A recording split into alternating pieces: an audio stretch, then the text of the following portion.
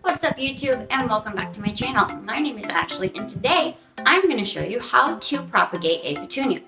First things that you're going to need are a clean pair of cutting shears or scissors, whichever it is that you prefer to use. And as always, it is super important that before you use any type of scissor or cutting shears, you want to make sure that you sanitize them and you clean them really well so that you're not transferring any bacteria from one plant to another.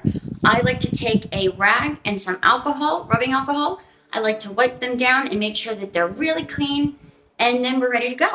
And as always, I like to use gloves and I make sure that I clean those as well. So without further ado, let's get into it. I am going to go over to my petunias. I'm going to find some ones that look well enough to cut, and I'm going to cut them, and then I will come back and show you what I've got. All right, so I've gone and I have taken cuttings from my petunias that I have, and as you can see, I have this one here. This is one of my favorites. It's so pretty. It's beautiful.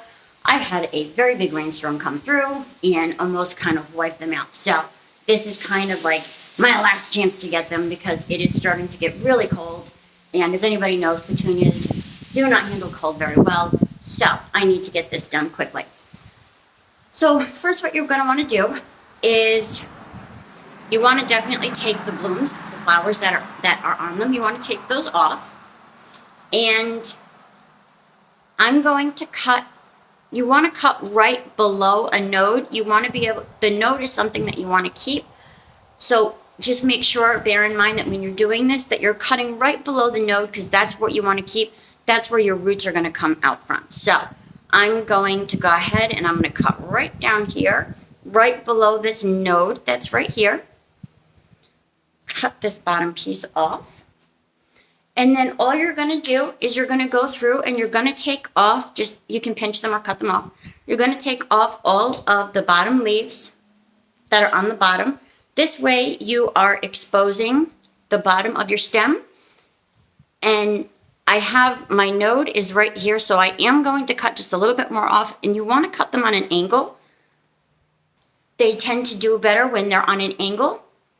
So you're going to cut that on an angle, and again, that's right below the node. And just go through the rest, kind of peel everything off. Actually, I'm going to take a little bit more of the bottom off because I don't want a stem that is so big. There's no need for the whole stem like that. So I'm just going to go, and there's another node right here. So I'm going to cut right below that node. And again, I'm going to cut that on an angle. I'm going to pull off this bottom leaf here. You really kind of just want to take most of everything off of it. And I'm going to leave just this piece here. If there is a flower bud, if there's anything that's blooming, you want to take that off. You really don't want to get anything that has any blooms or any flowers that are on them because we don't want the flower to bloom. That's not what we want. We want all of the energy of the stem to go into creating roots from the bottom of your stem. So after you do that, I'm just going to take my rooting hormone here, and I use Garden Safe. You take your rooting hormone. You're going to go ahead. You're going to dip it in your rooting hormone. You want to make sure that you get the whole thing completely covered. And I normally will just dump some of this in the cap. You don't want to take the stem and put it inside the thing, inside of it, because then you transfer bacteria. That bacteria then stays inside. So anything that you put, any other flower or anything that you put in there, you're just going to continue to transfer. So you don't want to do that. You want to just dump some of it in the cap and dip it in your cap. So I'm going to go ahead and do that now. Ooh, kind of went all over the place.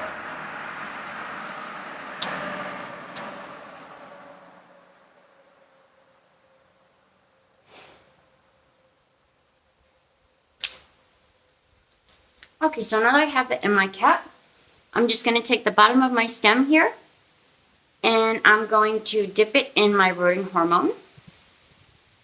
And then I purchased these. It's a dome. I'll show you exactly what it looks like once I get this thing in the ground here. Well, not in the ground, but in this container. So I'm just going to go ahead. Normally, you can do it with your finger, you can do it with a pen, anything really. just put a little bit of a hole in there like so.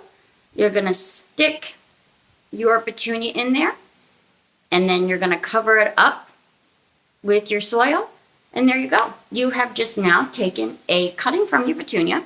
You've placed it now in this, and hopefully, if it all goes well, you will now have yourself a whole new batch of petunias from the mother plant itself. So now I'm going to show you what the rest of this looks like, because it's really important. Again, after you take your cuttings, it's super important that they kind of have, because there's no roots, so there's no way for them to suck up that water and be able to, keep themselves moist. So it's really, really important, and this is why I purchased these. I'm going to show you.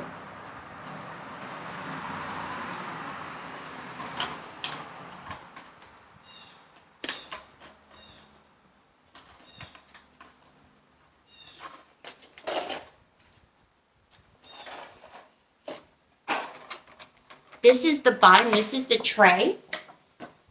Let's get all the rest of the stuff that's in here out.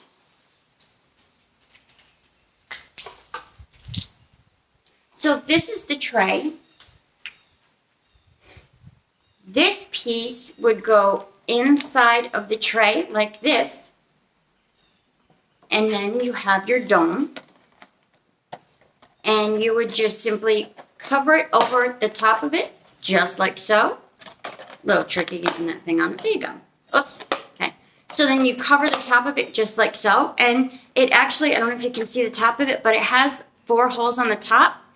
And it does come with one of these. You just stick it here up on the top, and you can regulate and control how much air goes in and how much comes out. And again, once you get it in this, before you cover it, you want to make sure that you water it really, really well.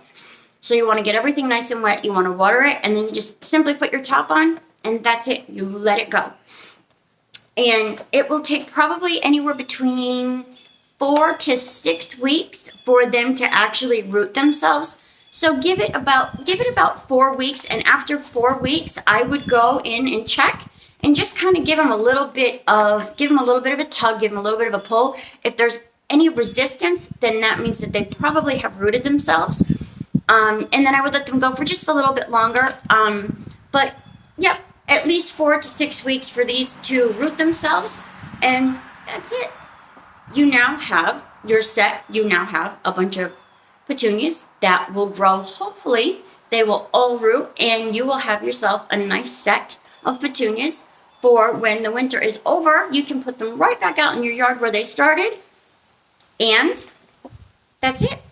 It's that simple, guys. It's that easy. That is how you propagate a petunia. I hope that I was able to help somebody, that you were able to learn something from this. And all right, that's it for me. As always, like and subscribe. Thank you so much for watching. You guys are awesome. See you next time.